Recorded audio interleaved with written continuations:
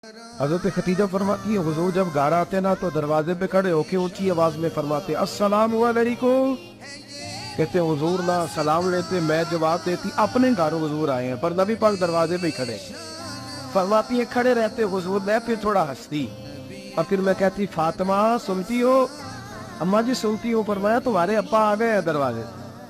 तो फरमाती है जनाबे फातिमा वहां से दौड़ के आते और रसूल करीम का दरवाजा खोलते, फिर नबी पाक को उंगली से पकड़ के अंदर लाते। फरमाती जब तक वो जाती नहीं अल्लाह के रसूल दरवाजे पे खड़े रहते। एक दिन छोटी उम्र में, बिल्कुल छोटी उम्र में हजरत फातिमा ने पूछा या रसूल अल्लाह मैं अपने रब को कब देखूंगी? तो हुजूर ने फरमाया फातिमा बड़ी जल्दी, रब करीम तुम्हें जन्नत में ले जाएगा और सारी जन्नती औरतों की सरदार बनाएगा और फिर मेरा रब तुझे अपना दीदार भी कराएगा।